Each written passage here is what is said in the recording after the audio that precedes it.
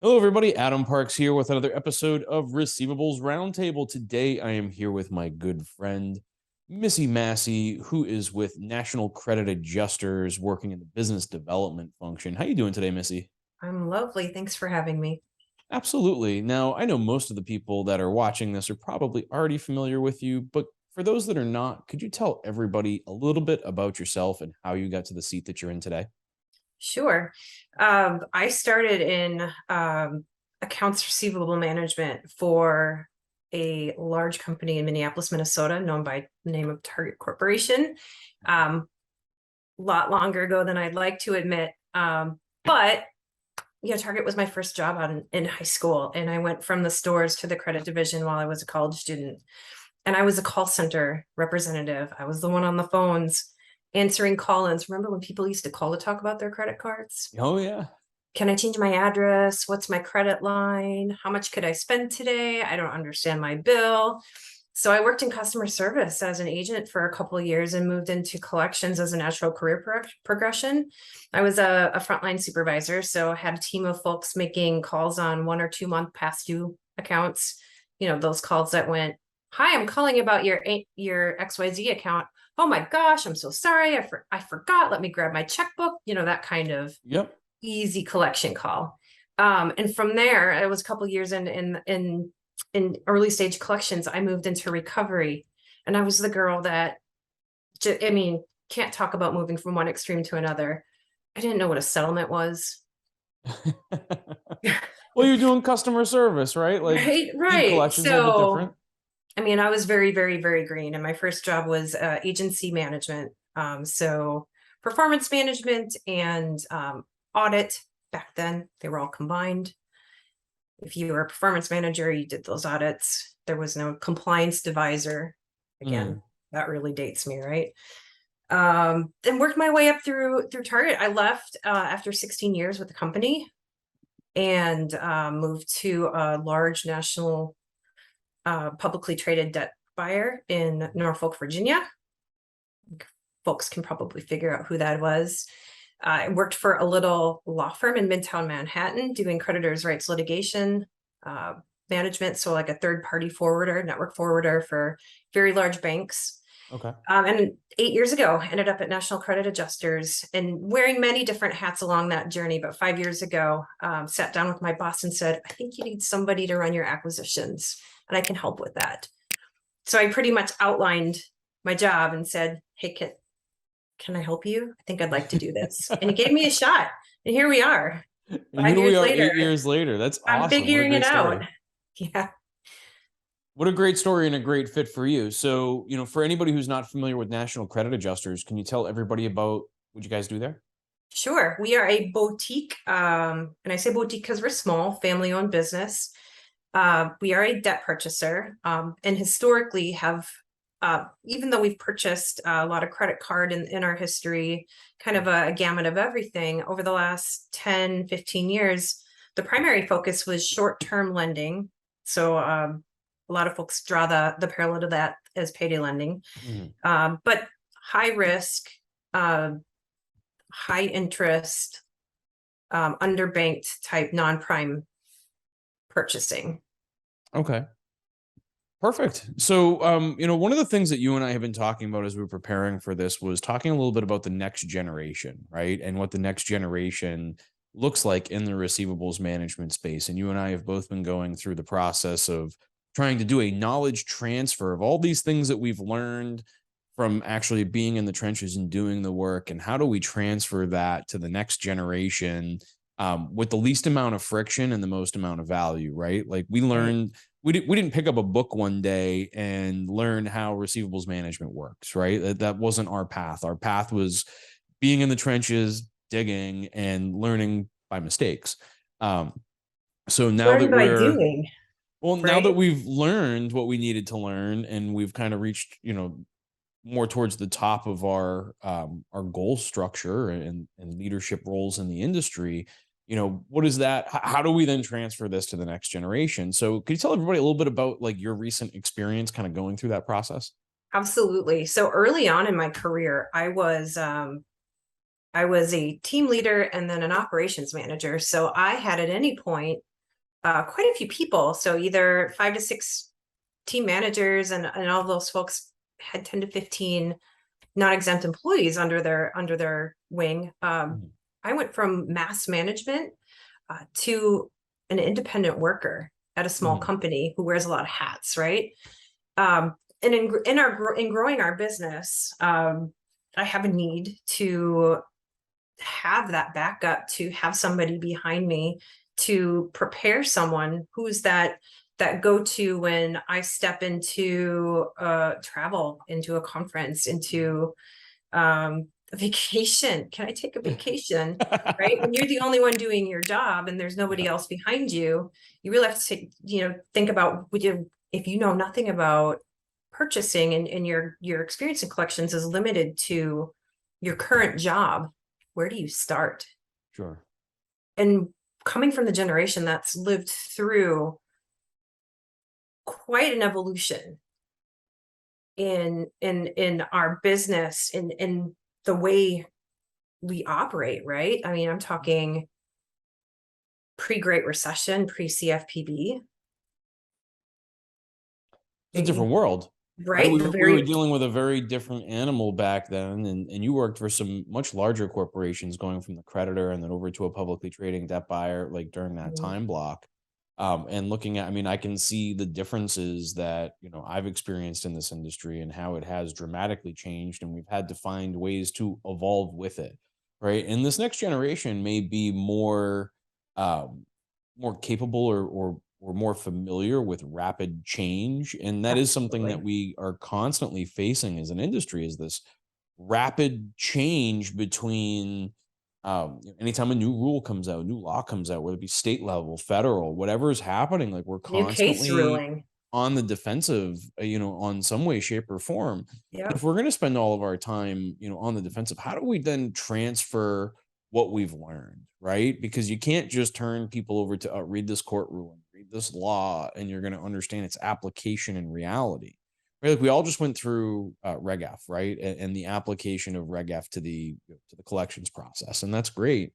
But like you can't just turn that over to someone who's new and say like, here, read this. This is how we do things, because that's not the reality of it, right? Like it's the interpretation of those things, Right. the operational or operational approach to applying these things directly into how your business is functioning.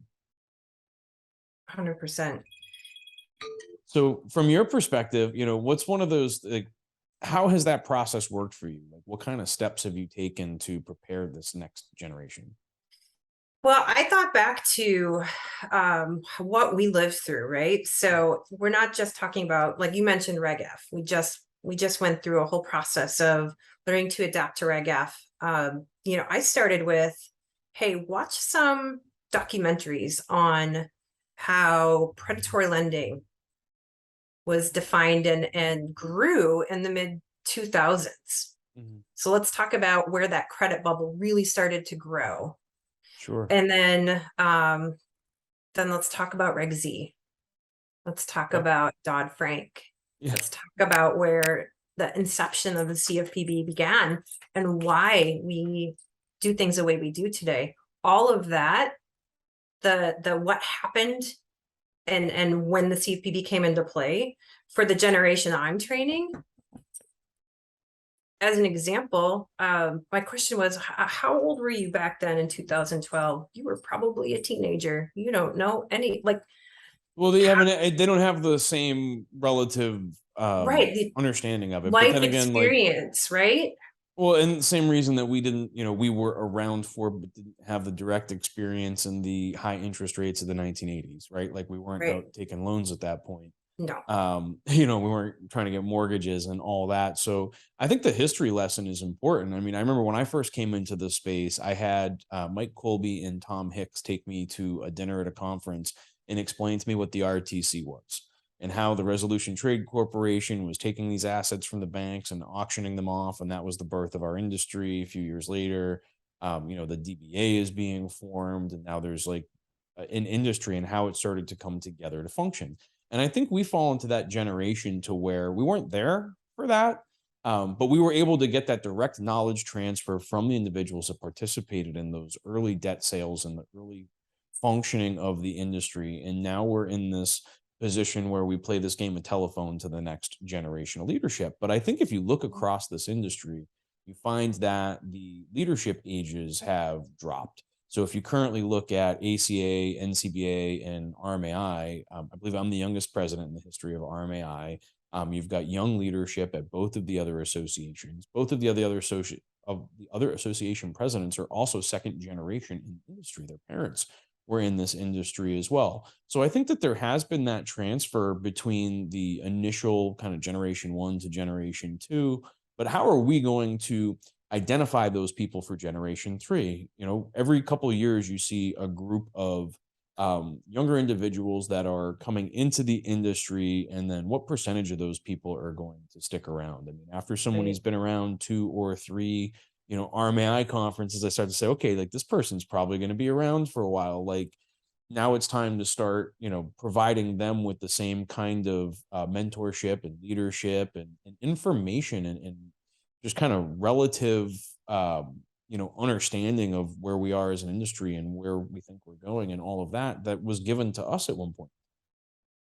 And how do you encourage the involvement? I feel like the next generation is a little more recluse, reserved, um, and guarded. Well, guarded, but at the same time sharing everything on social media. So I think that Okay, there's right good there's this point. inverse relationship here as to like I think that maybe it could even potentially be confidence, right? Like their confidence level in a professional environment and helping to develop and build their confidence. At this point in time, I'm the oldest person in my organization for branding arc and receivables info by at least 10 years. And I didn't realize this till I looked around the other day and went, okay, I am trying to bring the next generation of leadership up and put them in leadership and decision making capacity roles because I believe that one, my team deserves it. And two, they're like, that's how we have to do it. I had to take what I have learned through the years and I had to divide it into divisions, I guess you could call it, Yeah. right? Or departments, and then try and transfer a piece of me into each one of those departments and what I had learned and provide them with some guidance and leadership for the first few years and then get out of the way. And for me, it was almost like my mother got sick and I had to take a step back and I had to give up control and I had to allow other people to function and to do things and to make decisions because I physically was not capable of being a full-time nurse, a full-time business owner, full-time everything else that I had going on in my life. And so like that was incredibly difficult for me. But once I let go, I'm like, I don't want that control back. Like I realized that everybody stepped up, did their jobs, made good decisions, Right. and learned from the process. And now I feel like I've got, this next generation of leadership in my organization that's ready to take over the organization when I go on vacation. I can now comfortably go on a vacation and know that they're ready to do it. And it's taken time and, it's not an easy process. And it does take a little bit of letting go too and giving them, enough rope to go and make some mistakes. Whenever I hire a new person, I always tell them that they have my permission to make some mistakes. And I hope that that accomplishes my objective, which is really just to give them the confidence level that no one's going to bite their head off when they make a mistake, right? We're Yeah. all going to make mistakes. If you don't know the answer, though, the smartest thing anyone's ever said to me is, I don't know, right? Don't pretend to have the answer if you don't have the answer. But I think as we kind of take that approach and we give them permission to make mistakes, Yes. you know, confidence builds in that realm. And I was given those permissions too, right? There's some great leaders in our business that took me under their wing at a very young age. And I just can't remember how many times I was given a project, brought back, okay, that was a good try. I need you to think about X, Y, and Z. Go do it again. Yeah. And you don't walk away defeated, right? That was Yeah. good effort. Almost. Try again. Well, getting that feedback and enabling someone to, being able to take that feedback, not just as a negative, but saying, okay, here's where I can go and improve, right? I always try to look at developing the next generation as building blocks.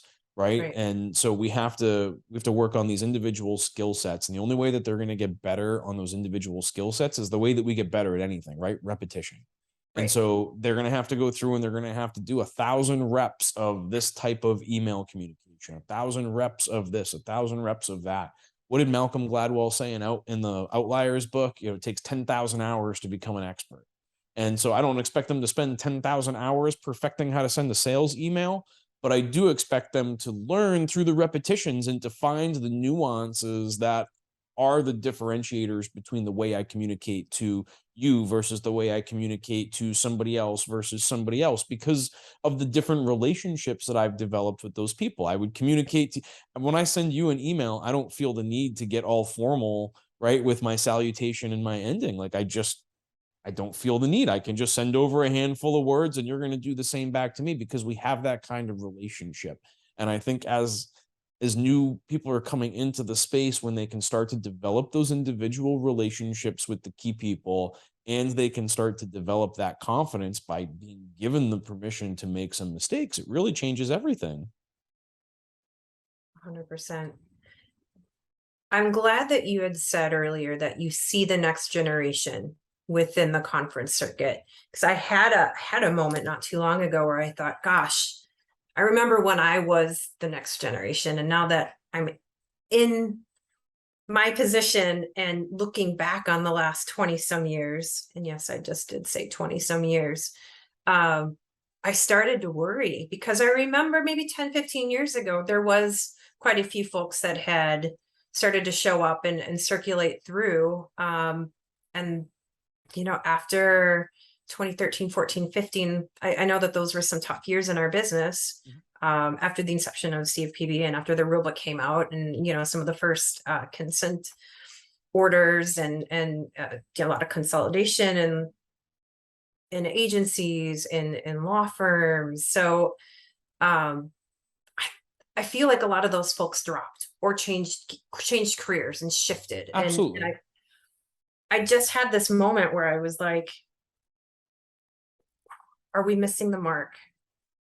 Who are we looking to bring in? As leaders, are we introducing the right people, the people that we want to step into our shoes in 10, 20 years into the fold?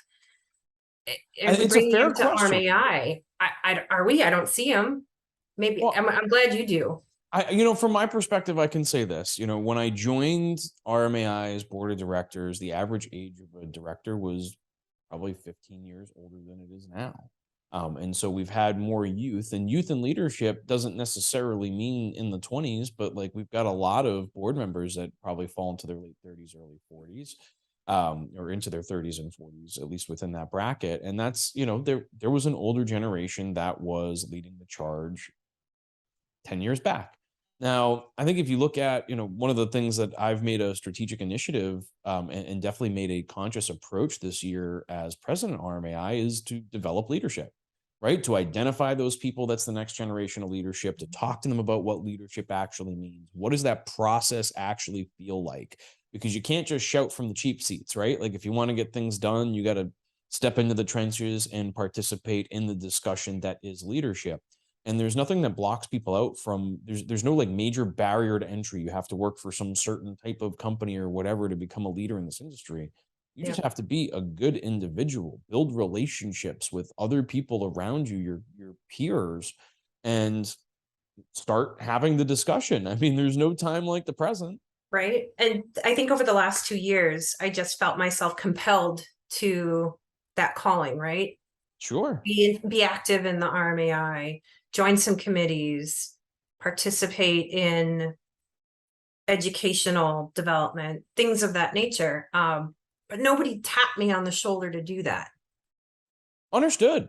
And Do I was blessed where I was tapped on the shoulder, right? Trish Baxter, Mark Naiman, Todd Lansky, Kay Dryfurst. I mean, I could go right, on forever with the list of people that were like, hey, you know, we'd like for you to participate in the leadership. And I think at the time, RMAI was going through a rebranding, and obviously my marketing background adds some value to that process. But sure. they were looking at what's that next generation look like. And I think that I don't remember who said it, but when if you're going to get to the top, you got to send the elevator back down and get the next person, right? And so I feel like I've come through the association. I've accomplished a lot of the goals I originally set out to accomplish in terms of communications and other things that I felt I could add value to the association.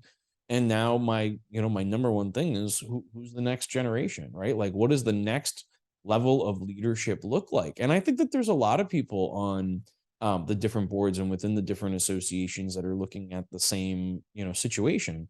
Now, is it a smaller industry than it used to be? Yes. Right? Are we going to conferences that are 2,500 people? No, not so much. But that's okay, right? Because it doesn't like there's been a lot of consolidation. And I do think that there's plenty of available leaders out there. It's just time for people to make that move and to participate. And so getting active is step one. And then thinking about who you're sending the elevator down to next. And are they And prepared? and then identifying those people within your organization that you're going to bring to the next conference, right? Like that you're not going to just develop them and leave them in a corner. You're going to develop them, bring them to a show, make the appropriate introductions, make sure that they're going to the right dinners, and actually hold their hand the first time around. I can tell you every year that I go to RMAI, and I believe this will be my 18th consecutive year going to the show. But every year that I continue to go there, I always try and find a first time attendee and then make a whole bunch of introductions for them, whether or not they make it in the industry. The last person, this past year I did it. The year before that, I had done it and with Leah Snyder, who's now my VP of operations, right? Because I watched her work the room and make those connections and all that. And I said, this is the kind of person I want in my organization. And in that case, it worked out for me. But I do it all the time, regardless, just because this person hasn't been here before. And I remember Mike Colby, Tom Hicks, Ed Forbes, and all these people doing it for me. Now it's my responsibility to do it for the next generation. And if every person that is in our role in the industry, right, if everybody did that once every 2 or 3 years, imagine how many new leaders we could develop.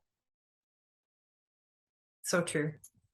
And on the consolidation topic, Mhm.